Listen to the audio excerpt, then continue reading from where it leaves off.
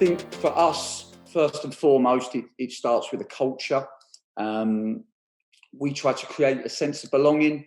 We have 4 kind of values that are non-negotiable to us, that we think are really important and provide a platform to everything that happens. We have some key processes around communication, around planning and around learning.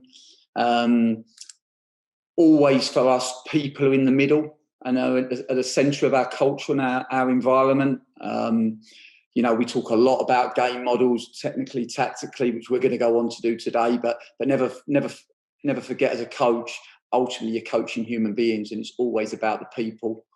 And for us, that whether it's the players or the staff, they always centre that. And we believe that if we create this culture, it allows us to achieve our vision, which is winning on winning. And for that to happen, you have to have an alignment, and you have to have noses pointing in the same direction, which ultimately then creates a sense of belonging. And this is what we want to achieve. Certainly looking at our most successful teams at Concord Rangers, at Lincoln, and at Braintree, we would have created that sense of belonging and people feeling really valued and really part of it. Just wanted to spend a little bit of time just going through our week, really. We've just picked a Saturday to Saturday week and just wanted to discuss a little bit around our periodisation and the way that we work. We work very much on a timetable. The idea is just to try to structure the learning opportunities. We tend to call them learning hits, whether they be with on-field coaching or whether they be off-field coaching.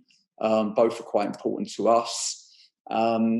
If I kind of take a Monday as just an example, the staff would be in at 8 o'clock. We'd have all watched the game back from the Saturday on the Sunday at some point and clipped the game. So that would have been myself, Nicky, coaching staff, and analysts all clip the game. We then come to a meeting at 8:30, review the game, choose the clips that we want to show the players, and we try to divide the clips up because during the Monday we'll have some off-field coaching meetings. We'll do a game review where we review the game with the whole group, and then we'll do some departmental reviews and even some individual work with the players. But very much, our first 2 meetings of the day are around the game review and then planning those learning hits, whether they be on the field or off the field. At this time, around 9:30, the players come in and arrive. They obviously have breakfast. They then sit down and they watch their clips and maybe their department clips. So the centre halves will watch the defensive clips of the defensive department, just really to bring the game back to the forefront of their mind. We also, at this time, let them have a look at their gaming numbers. So we have a statistical analysis program that we use that analyses their performance and gives us a statistical view of the game.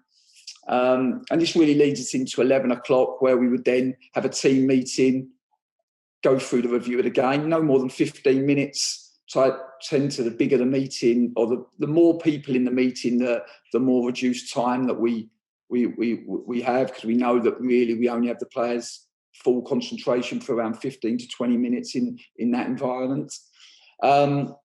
And then off the back of that, we would pre-activate, and the players would go out to train, and very much for us on a Monday, it's a pathway day. So we'd have the team together, maybe some team passing circuits, some individual routines.